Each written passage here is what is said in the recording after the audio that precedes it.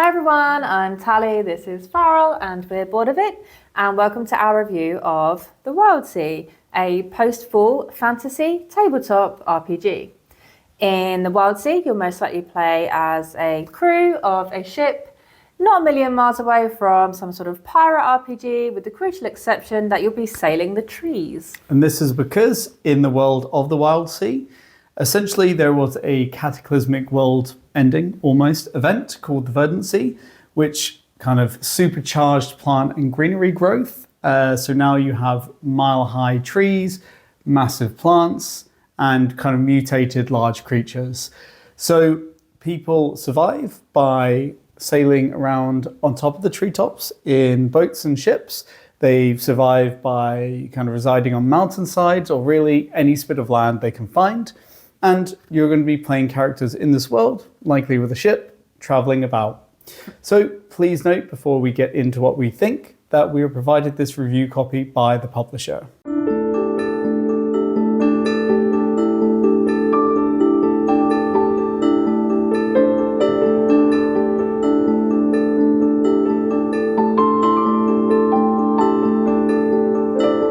The core of the Wildsea are your characters and your ship.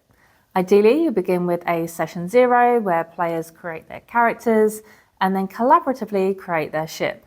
This is a terrific start because building the ship together gives you a stake in the world, whilst alongside the character creation gives you an introduction into the weirdness of this world. And the creativity on show in terms of those two elements is really astounding. There is so much to dive into and make your character or your ship utterly unique and unlike anyone else's or any other groups. For example, there are 7 different species of character, and these range from normal human, boring, to fungoid or cactoid humanoids. Or you could even go with a collective hive mind of hundreds of bees or spiders, depending on what you prefer, who wear a little costume, e.g. skin, as the same way you would wear a ghost costume at Halloween. Then you have all of these kind of elements that will flesh out your character and be core to the way you interact with the world of the Wildsea, which are a delight to dive through and pick. There are dozens of occupations, and then you get into the more elements of your character's personality and their skills. You have edges, you have skills, you have aspects, you have languages, and all of these just allow you to express yourself. This is probably the best time to dive into what these elements are and how the game works. Edges are really the core of your character, broad aspects that represent how your character might problem solve. So they're things like grace or instinct. Skills and languages are what you'd expect, learned specialist elements that your character has worked out. Aspects are the most exciting as they're really what makes your character distinct. They can be things like traits, gear, or companion, and often come with some kind of cool benefit that can be used in the right time. When a player tries to do something that would be challenging, the GM, or in this case the Firefly, will ask them to make a dice roll. And in the Wildsea, you build up your dice pool kind of through descriptive elements. You will use your character and their attributes to build a dice pool. So you'll describe what you're trying to do to the Firefly, and then you'll say what edge you're using, you'll say what skill or what language you're using, and you'll also maybe try to leverage other elements such as maybe character backstory, maybe items you have, or maybe just the situation as it's already been described to get advantages. Then you're going to total all this up. 1 die for your edge, 1 to 3 dice for your skill or your language, depending on the level you have of that, and then up to 2 dice for your advantage. Then you'll build that pool, you'll roll them all, and there'll be d6s, and essentially a 6 is a perfect success.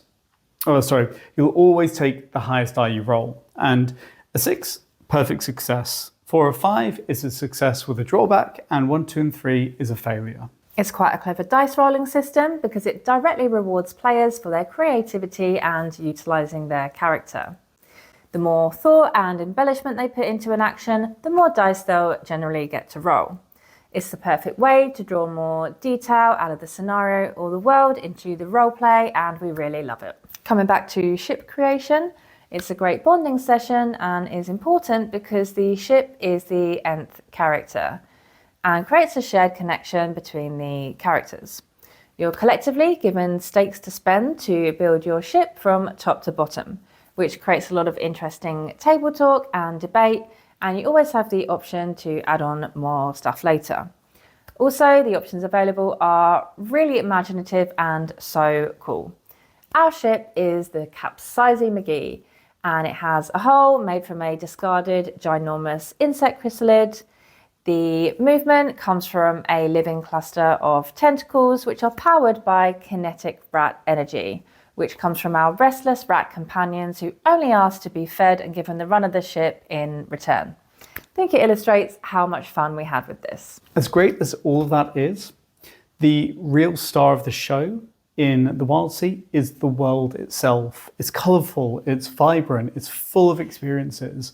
And Tally's favourite part was actually how real that world felt, how easy it was to imagine and to inhabit, and how that led to role-playing. And while I'd love to take credit for that, I actually just have to give it to the core rulebook and how much description and detail and imagination is held within it. One element you can't escape from though in the Wildsea are the tracks. Tracks everywhere. Tracks for travel, tracks for combat, tracks for events. It is a pretty neat system though, as it does provide an easy to interpret sign of progress, and it is weirdly cathartic to fill in the tracks. For example, if you're traveling or fighting, in order to complete or defeat, you'll have to complete a track that's created by the Firefly. Different decisions, actions, or roles may have more or less impact, so it allows the Firefly to tailor your actions and their outcomes in a simplistic visual manner. Tracks are also used for player health, but with a smart twist.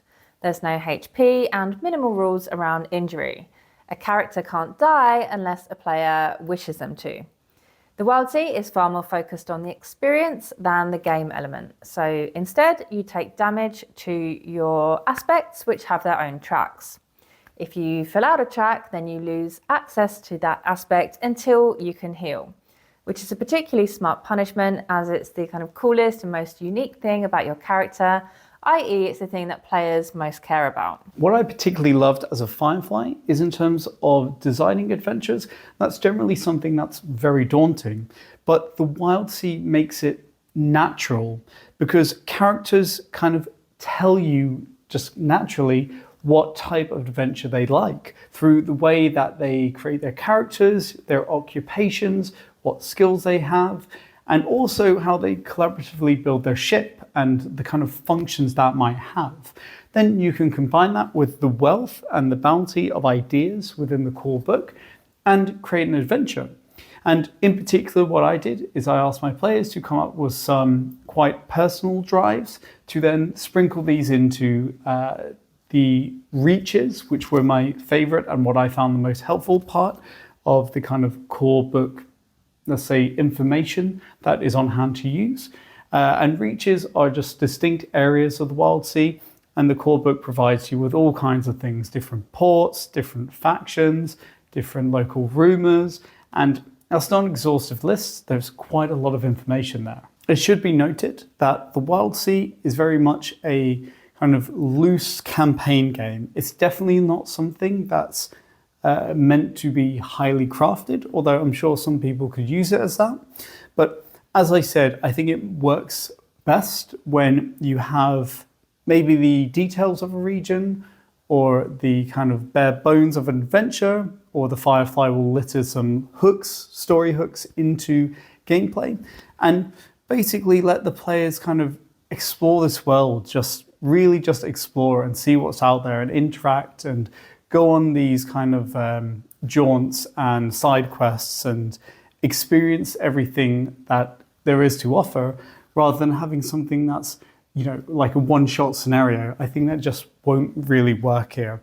And I also much preferred it in this kind of free-form, loose campaign element, as I described, by having the players give me more personal drives that they wanted to see incorporated. If that seems like a lot of work, then we can recommend the one-armed scissor, which is available as a free scenario, and its purpose is a pre-designed adventure to help ease players into the Wildsea. We will say though, whilst we enjoyed the scenario and appreciated it to help us get started, we preferred the Wildsea when it's looser and more reactive, as our later sessions were. Final thoughts. The Wildsea is an RPG that I think we fully recommend.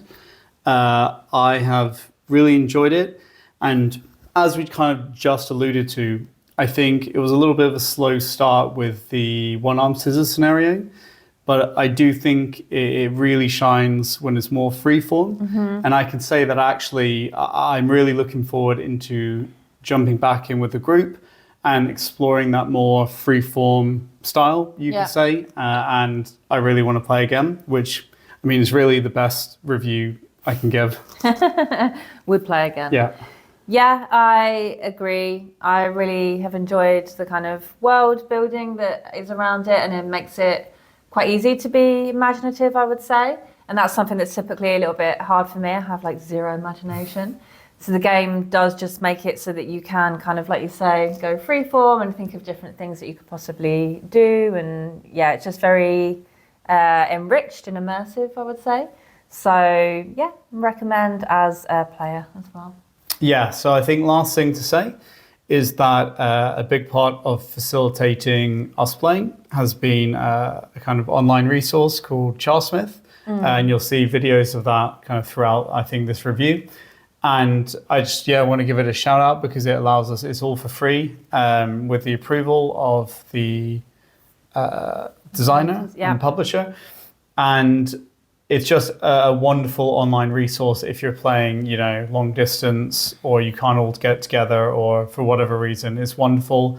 I recommend using it, but also please support the publisher and the fact that this core book is wonderful as well. Yeah. So I definitely recommend getting that, even though there are some rules resources on this Charsmith website. But that is our review of the Wildsea, an RPG we have really enjoyed. If you have any questions, please ask us. Please consider subscribing. It would really help our channel. And we'll see you next time. Thank you. Bye.